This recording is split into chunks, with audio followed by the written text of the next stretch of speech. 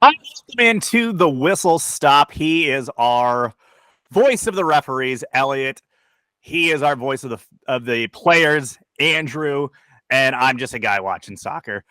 So today's topic is one that we hear a lot because when it comes to challenges, when it comes to trying to win possession, you can win the ball, and maybe it's not always as clean as we like it. Eliot, the big topic here is, can you win the ball and it still be a foul? It is a topical question. Yes, you can win the ball and it still be a foul. If the challenge rises to the level of careless or reckless or excessive force, endangering your opponent, yes, even if you win the ball, then it can still be a foul. Yes. All right, so we have a couple examples here. One of them, actually, the first one we'll go with. This is one from our own league. This is one of our matches in New York. Kind of take us through us here. You see both players kind of go out for the ball at first. Run us through what we're seeing here, and is it a foul? Is it not a foul? So this one is a foul. Now let's just go hypothetical for a moment, because in this actual example, the defender doesn't play the ball. But let's suppose for a moment that his foot makes contact with the ball and then he goes through into the opponent. So the way in which it could still be a foul is, let's look at the considerations. The force going into the tackle. You have to have care and consideration for your opponent when you're entering into a tackle. If you go in with reckless force or excessive force, then it's still a foul. The point of contact and the object of contact is just a fancy way of saying which part of my body hits which part of your body. So it's going to be frowned upon if you go in studs first with a straight leg into an opponent, and the vulnerable parts of an opponent's body might be the ankle, the shin, the knee, and so on. And then the extent to which you lunge into a tackle. If you completely take off the ground in a way that you can't slow yourself down or change course, a referee is immediately thinking, hang on, I've got to pay attention here because this could be big, this could be bad. So in this case, the player in orange does leave the ground somewhat. It's probably not the element that makes it truly excessive, but for a moment he's out of control. So let's look at this other example here. This is an old firm derby, and this one is what I think a lot of us would see and go, well, that's clean. That's clean. He gets the ball. He wins it. It's clean. He makes, we always talk about contact with the ball first, negates everything, but that's not exactly the case, right? So the video that we're watching now is actually in slow motion and zoomed in. Almost to contradict what you're saying there, Jeremy, is it in full speed?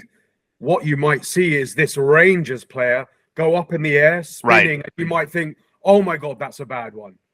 And the whole stadium, you might have 60,000 fans thinking, oh my God, what color is the card? It's got to be red. But what you actually see here is the Celtic player goes in along the ground. He's not launching, so he goes in with speed. So there is a risk if he gets it wrong, but it's along the ground. The contact is with the ball, with the leading leg, and the actual contact with the opponent is not with the leg at all. It's with maybe his thigh or his bum, which is a soft, flat surface compared to studs or a knee or an elbow. And he makes contact in a not full-on way, but slightly side-on. So it's not, I wouldn't describe it as glancing. I wouldn't describe it as completely full on, somewhere in between. So I think when you take all those things into account, he got the ball, he's low down, he times it well, the contact is after the good tackle. When you look at it in slow motion, I think a lot of people, having looked at it properly, saw that was a clean tackle. Andrew, as a player, it's obvious it's hard to sometimes in the moment understand that rationale, right? You want to win the ball, you feel like you've done enough there, but that's not always going to be the case. You have to kind of consider the full situation, right? Yeah, I'll try to put my player hat on instead of my referee hat here. I think as a player, you're obviously very biased, and when your intent is to get the ball, and you maybe lunge into a tackle and you get most of the ball, to you it's going to feel like you probably got all of the ball. You know in your head that you didn't mean to catch any of the other player, you didn't mean to hurt them, you didn't mean to foul them. So in your head, it's very hard to quickly rationalize that, hey, that was maybe a foul. I think everything Eliot has said here, though, is super important to keep in mind for our players out there. The referee has a lot to consider. There's a lot of considerations there on the screen that the referee has to process immediately. I know that players are not considering that when they're lunging into a tackle, which is completely understandable. But it's important to note you can get the ball. I just want to say it very plainly. You can get the ball and it be a foul. It does not make you